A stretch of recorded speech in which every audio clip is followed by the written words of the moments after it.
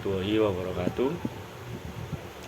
Di sini saya akan mempresentasikan apa yang sudah saya kerjakan, yakni yang berjudul interaksi aspek ekonomi, sosial, dan politik dalam pembangunan berkelanjutan.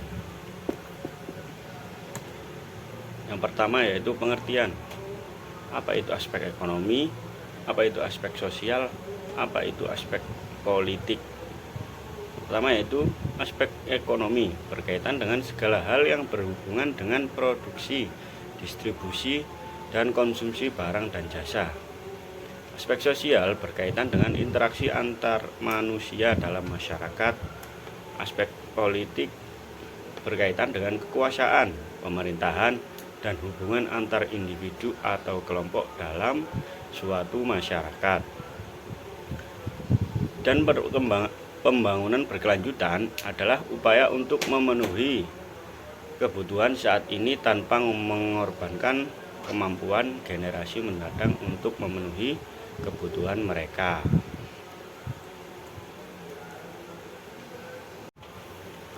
Yang selanjutnya adalah aspek ekonomi dalam pembangunan berkelanjutan.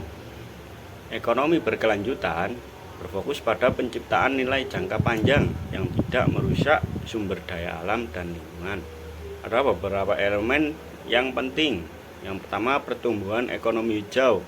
Yang kedua, sumber daya. Yang kedua, efisiensi sumber daya. Yang ketiga, inklusi ekonomi. Yang pertama, pertumbuhan ekonomi hijau, yaitu pembangunan berkelanjutan menekankan pentingnya pertumbuhan ekonomi yang ramah lingkungan, seperti investasi dalam energi terbaru dan teknologi bersih. Yang kedua, efisiensi sumber daya,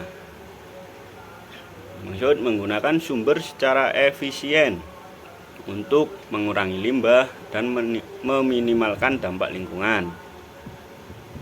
Hal ini termasuk praktek produksi dan konsumsi yang bertanggung jawab.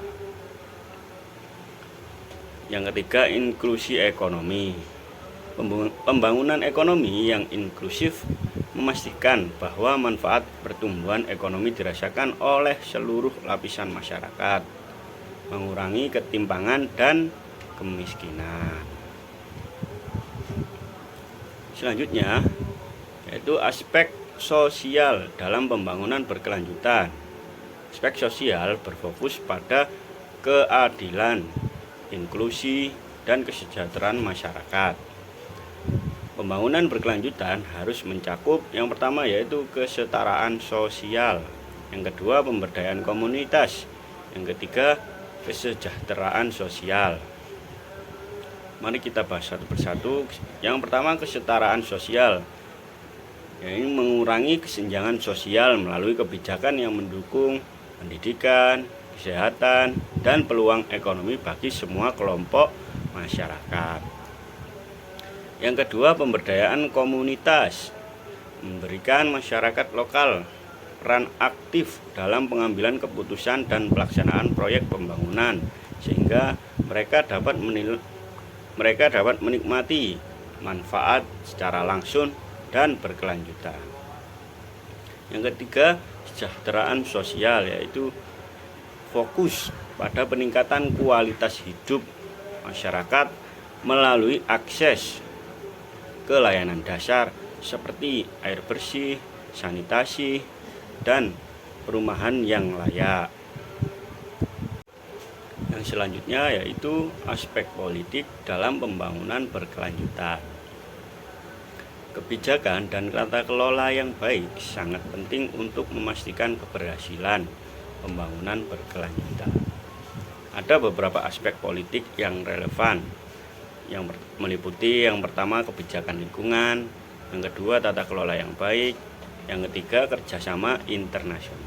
Mari kita bahas satu persatu. Yang pertama, kebijakan lingkungan. Pemerintah harus menerapkan kebijakan yang mendorong praktik ramah lingkungan seperti regulasi emisi, insentif untuk energi terbarukan, dan konservasi alam. Yang kedua yaitu tata kelola yang baik. Bagaimana tata kelola yang baik? Pertama, transparansi, akuntabilitas, dan partisipasi publik dalam proses pengambilan keputusan merupakan kunci untuk menghindari korupsi dan memastikan kebijakan yang efektif. Yang ketiga, kerjasama internasional. Pembangunan berkelanjutan memerlukan kerjasama antar negara dalam menghadapi tantangan global seperti perubahan iklim, penurunan biodiversitas, dan masalah ekonomi global. Yang terakhir yaitu interaksi antara aspek ekonomi, aspek sosial, dan aspek politik. Ketiga aspek ini saling berinteraksi dan mempengaruhi keberhasilan pembangunan berkelanjutan.